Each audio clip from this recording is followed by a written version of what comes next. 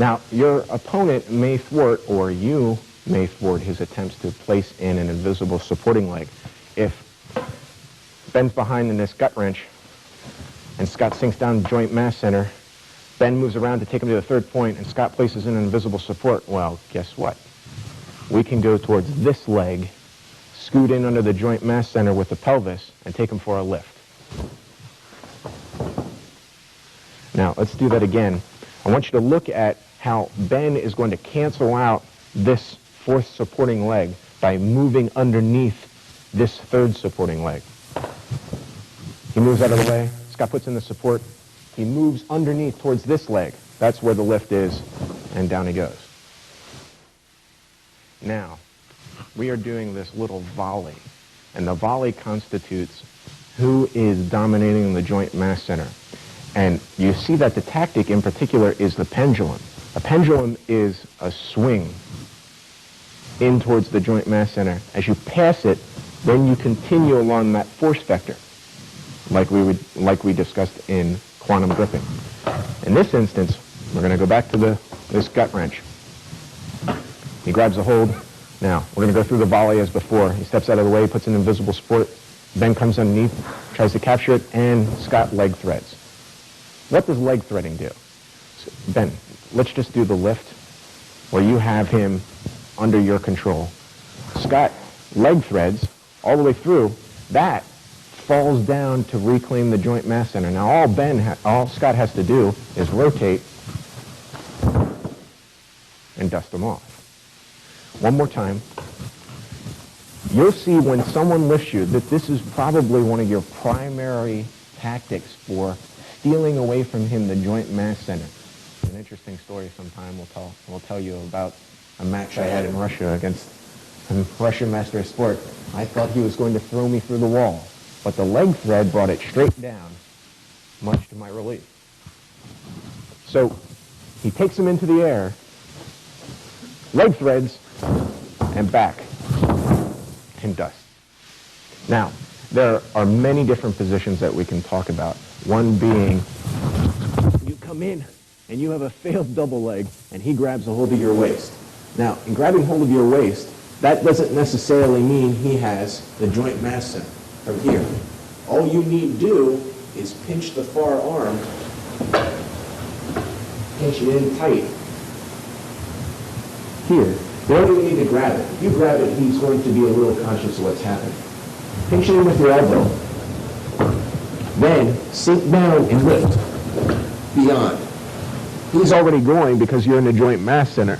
So as you unload his spine, we're in a position that we can launch. We'll do that again. Maybe he punches me in the gut. He takes off. I try and grab his waist, but he doesn't have the joint mass center. That's when we have him. Now, if he grabs around the waist, he comes in for a double. We have him. How can we capitalize on this? Well, if we snake in, the spine is a lever. It's a plane, like we talked about. So let's say we control his lunar plexus. Instead of grabbing a hold of his waist, I could try and lift him from here, right? But I can't sneak my pelvis underneath. What if I were to grab his belt and shove along the vector of his spine? I'd rip his pants clean off. But what if I were to grab a hold of the belt on his jacket and lift? He'll fly down rather easily. What I'd like to show is now a sprawl. What is a sprawl? By now you should have figured this out. A sprawl is one specific tactic for trying to reclaim the joint mass center. It's just one tiny tactic. How many tactics could we create as a result of the strategy of dominating the joint mass center? The sprawl is such an effective tactic, and it's used across the spectrum. He shoots in, and you sink out. What is this? What is this? It's the joint mass center. This is rather simple to collapse him, like a load. Here, right? You see how easy this is. He shoots in. into the joint mass center. Well, there's the third point. All we have to do is coast that direction and try not to break his head. We can keep on sinking in. But once again, in a future series, we'll see how we can coast into a position of submission position, much different. Joint mass center. Here we are. Now we do with him what we please. But what I want you to see is a sprawl is one tactic of what? Joint mass center. And this is what I'm talking about when I say expand your training vision. If you understand these particular training strategies, you'll see that they're missing because we're too close. We look at things too technically. Expand your training vision. That's the key to performance enhancement. I brought Ben to demonstrate this so that we see that size doesn't matter. And as he comes in, this time, Ben will shoot in. Scott sprawls out, but Ben is going to sink in and reclaim the joint mass center. Look, we have a balance point. Now Ben could easily, let's do that again. Ben could easily continue the motion because he's reclaimed the joint mass center to just continue it over and pass him along. Now this, we can see this as a renovation in the fireman's toss. Whereas the fireman's toss would be, you're reaching in bodily to weight transfer, lift them up, or speed, strength, and the top ring, throw them off. Let's look at this from a renovated perspective, where we don't need to rely on speed, strength, or surprise in order to dust him.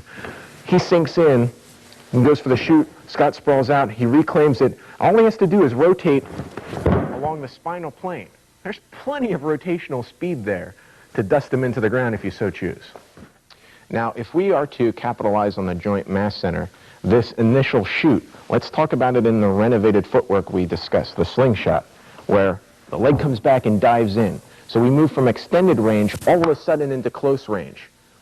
Ben's going to demonstrate this, how you can shoot, dominate the joint mass center at an increasing angle to cause an interesting demonstration. Now, the renovation is, you don't have to drill this particular technique a bazillion times. You go into your classroom and again and again and again. You demonstrate this technique for your particular partner at the time.